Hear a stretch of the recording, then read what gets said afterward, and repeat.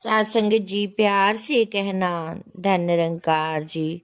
सात संगत जी, एक महात्मा जी ने सात संगत जी सत्संग में आप बीती सुनाई। दासी प्यारी सात संगत जी आपके सामने वही रख रही है कि सात संगत जी, एक बच्चा अपनी मम्मी के साथ आया हुआ था। सात संगत जी, उन्होंने जब वो अपनी एक ऐसा एक्सपीरियंस साझा किया जिसको सात संगत जी सुनकर सत्संग में सात संगत जी हैरान हो गए और सात संगत जी सबका ही विश्वास भी कई गुना बढ़ गया।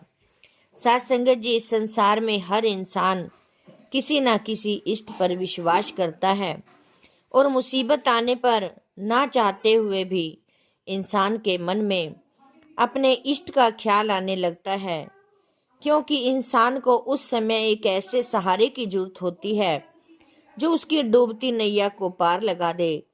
लेकिन कभी कभी जिन पर हम विश्वास करते हैं और जब वो हमें बड़ी मुसीबत से नहीं निकालते तो हमारा विश्वास डोलने लग जाता है और हम दूसरे दरवाजे पर जाकर माथे टेकने लगते हैं।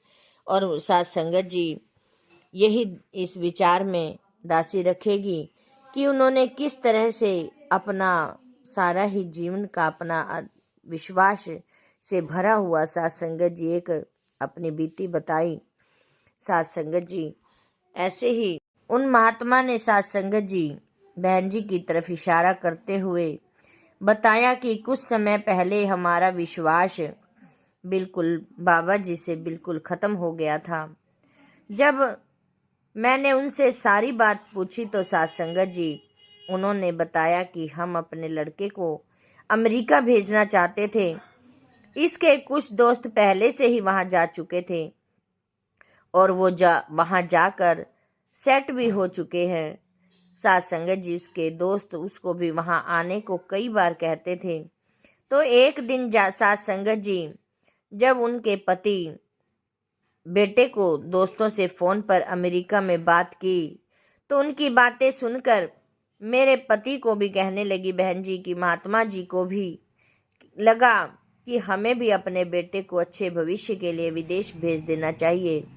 सात संगत जी, उनके लड़के ने जब 12वीं की पढ़ाई पूरी कर ली तो उन्होंने सोचा कि वो एक एजेंट से मिले। एजेंट ने उन्होंने कहा कि हमें 25 लाख का खर्चा बताया और कहने लगे कि 25 लाख का खर्च आएगा। और सात संगत जी, जब वो महात्मा जी विदेश में भेज देंगे तब 25 लाख की कोई छोटी रकम नहीं थी। लेकिन फिर भी सात संगत जी उन्होंने अपने बच्चे के भविष्य के लिए पैसों का इंतजाम कर लिया और सबसे पहले एजेंट ने उनसे ही सिर्फ वीज़ा की फीस ली और उसने सारे कागज पूरे करने के बाद हमारे बेटे का वीज़ा अप्लाई कर दिया। सात संगत जी, कुछ ही दिन में उनका जवाब आ गया और उन्होंने वीज़ा कैंसिल कर दिया। प्यारी सात संगत जी, तभी महात्मा जी कहने लगे कि हम थोड़ा सा घबरा गए, क्योंकि अब हम भी अपने बेटे के विदेश में जाकर सेट होने के सपने देखने लगे थे। और जब वीज़ा कैंसिल होने की रिपोर्ट आई तो सात संगत जी कहने लगे हमें लगा कि हमारे सपने तो एक पल में ही टूट गए। फिर एजेंट ने सात संगत जी उनको कहा कि आप चिंता ना करो, अमेरिका का वीज़ा इतनी आसानी से नहीं मिलता। कई बार तो 3-4 बार अप्लाई भी करना पड़ जाता है। प्यारी सात संगत जी, एजेंट ने कैंसिल होने के पीछे का कारण समझकर जो भी जरूरी दस्तावेज कागज थे तो प्यारी सात संगत जी उन सब से ले लिए और फिर से वीज़ा अप्लाई कर दिया। प्यारी सात संगत जी, एजेंट ने इस बार फिर उनको कहा कि इस बार वीज़ा हर हाल में लग जाएगा, क्योंकि अब उन्होंने जो जो कागज मांगे हैं वो सब हमने फाइल में लगा दिए थे। लेकिन सात संगत जी 10 दिन के बाद ही फिर से उन्होंने वीज़ा कैंसिल कर दिया। एजेंट भी अब परेशान हो गया और इसी एजेंट ने तीसरी बार सात संगत जी उनका वीज़ा फिर से अप्लाई किया, लेकिन तीसरी बार भी वीज़ा कैंसिल हो गया। और सात संगत जी 3 बार के बाद एजेंट ने उन्हें फाइल वापस दे दी और कहा कि आप चंडीगढ़ में जाकर इस एजेंट से मिलो, वो आपकी मदद कर सकता है।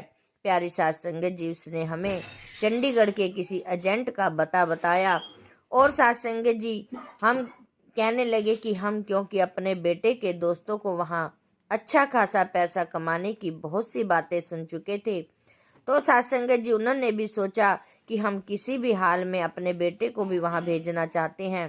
तभी सत्संग जी उन्हें ज़्यादा चिंता इसीलिए भी नहीं थी क्योंकि उसके बचपन के दोस्त पहले से ही वहाँ सेट हो चुके थे और उन्होंने उसके पापा को भी वादा किया था कि वो इसको भी अपने साथ सेट करवा देंगे। प्यारी सत्संग जी, इसीलिए फिर वो महात्मा जी और बहन जी चंडीगढ़ पहुंच गए और उस नए एजेंट से सारी बात करने के बाद उन्होंने नए सिरे से फाइल लगाई और वीज़ा अप्लाई किया। लेकिन सत्संग जी इस बार फिर वीज़ा कैंसिल हो गया। सत्संग जी अब महात्मा जी और बहन जी बहुत दुखी हो गए।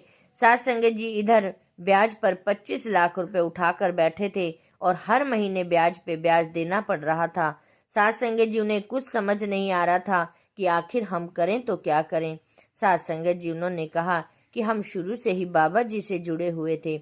मैं हर रोज बाबा जी से अरदास करती कि हमारा काम बनवा दो, लेकिन जब बार बार अप्लाई करने पर भी वीज़ा नहीं मिला तो सत्संग जी बहन जी कहने लगी कि मेरा विश्वास बाबा जी पर से डोलने लगा और मैं पीर फकीर के यहाँ माथे टेकने लगी। फिर एक दिन उनके बेटे के बचपन के दोस्तों में से एक दोस्त की मम्मी ने सत्संग जी उनको मिलवाए। कहने लगी कि जब मैंने उसको सारी बात बताई तो वो कहने लगी आप तो वैसे ही संतों महात्माओं के चक्कर में पड़े हुए हो, इस तरह के काम तो ज्योतिषी करवाते हैं, तो कुछ पैसे लेते हैं और आसान सा टोटका बताते हैं और काम बन जाता है। प्यारी सत्संग जी उन्होंने बताया कि जब हमने अपने बेटे को विदेश भेजा था तो हम भी एक पहुंचे हुए ज्योतिषी से मिले थे। उनके अंदर एक अजीब सी पावर आती है और सत्संग जी वो सिर्फ शनिवार वाले दिन ही टोटके बताते हैं।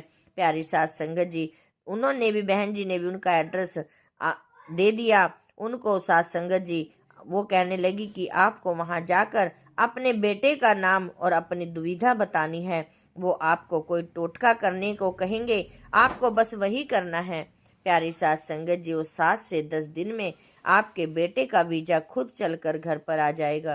प्यारी सत्संग जी लड़के की माँ ने आगे सत्संग जी बताया सत्संग में कि अब क्योंकि हमें तो हर हालत में अपने लड़के को बाहर भेजना था और हमारा विश्वास पहले से ही बाबा जी पर से डोल चुका था, तो सत्संग जी वो बहन जी अपने पति को लेकर शनिवार वाले दिन उस गांव में गई जहां वो ज्योतिषी लोगों के काम बनवाता था।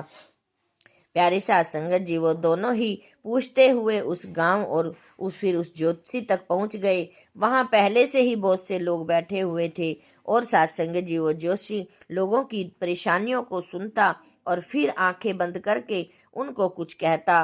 तो सत्संग जी ऐसे ही जब उनकी बारी आई तो सत्संग जी बेटे का वीजा उन्होंने बताया कि मेरे बेटे का वीजा कैंसिल हो रहा है। ज्योतिषी ने कुछ देर आंखें बंद की और उसके बाद उन्होंने कहा कि क्या आपने किसी गुरु से नाम ले रखा है। सत्संग जी बहन जी एकदम चौंक गए और उन्होंने कहा कि हाँ, हमने बाबा जी से नामदान ले रखा है। ज्योतिषी कहने लगा कि उन्हीं की वजह से आपके बेटे का वीजा नहीं लग पा रहा। तब ये बात सुनकर सत्संग जी वो बहन जी पति की अपने महात्मा जी की तरफ देखने लगी। सत्संग जी अभी हम हैरान होकर देख ही रहे थे कि ज्योतिषी ने बताया कि आपके बेटे के कुछ दोस्त भी पहले से वहां हैं और इसी वजह से आपके गुरु आपके बेटे को वहीं नहीं जाने दे रहे, क्योंकि आपके बेटे के दोस्त वहां कुछ ऐसे कामों में पड़ गए हैं जिसका अंत या तो जेल है या फिर मौत है।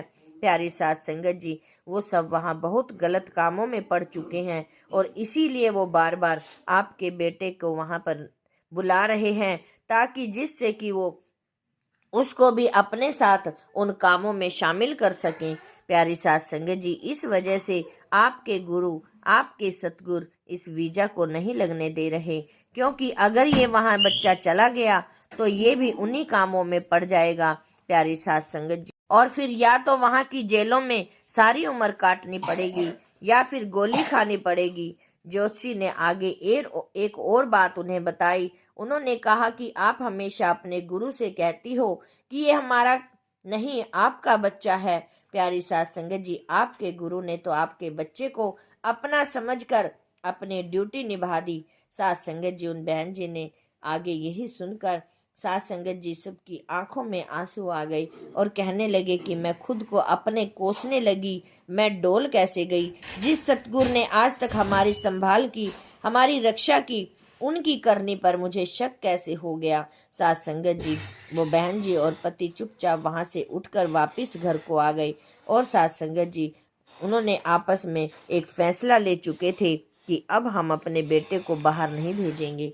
प्यारी सास संगत जी, उन्होंने बाबा जी से अपने दिल के अंदर ही बहुत शुक्रिया किया और उनसे बहुत सारी माफ़ी मांगी। कहने लगे कि ये तो हमसे भूल हुई, क्योंकि सास संगत जी जब सतगुरु अपनों की रक्षा करता है, जब सास संगत जी हम ज्ञान ले लेते हैं, उसी दिन ही सास संगत जी सतगुरु की शरण में आ जाते हैं। फिर सास संगत जी सतगुरु को जो भी हमारा अच्छा लगता है वही सास संगत जी कराते हैं, लेकिन सास संगत जी हम पल में ही डोल जाते हैं। एक भी काम हमारा कहीं रुक जाता है तो हम यही कह सोचते हैं कि हमारा तो सतगुरु कोई भी काम नहीं करा रहा। प्यारी सास संगत जी, हमें विश्वास के साथ यदि हमने सास संगत जी सेवा सिमरन सत्संग सच्चे मन से करते हैं तो हमें अपने सतगुरु पर भी पूर्ण विश्वास होना चाहिए। प्यारी सास संगत जी, विश्वास पर ही सास संगत जी दासी की विचार थी। सास संगत जी दासी से बोलते समय बहुत सारी गलतियां हो जाती हैं। अनजानी बच्ची समझकर दासी को क्षमा करना और सास संगत जी दासी के साथ जुड़े रहना। सास संगत जी दासी कोई पढ़ी लिखी बच्ची नहीं है जो कि सास संगत जी आपको चितार सके। प्यारी सास संगत जी, दासी को भी कहीं ना कहीं जरूरत है सीखने की। दासी पर भी अपना मेहर भरा हाथ रखना ताकि दासी भी कुछ सीख पाए। सास संगत जी, प्यार से कहना। धन निरंकार जी।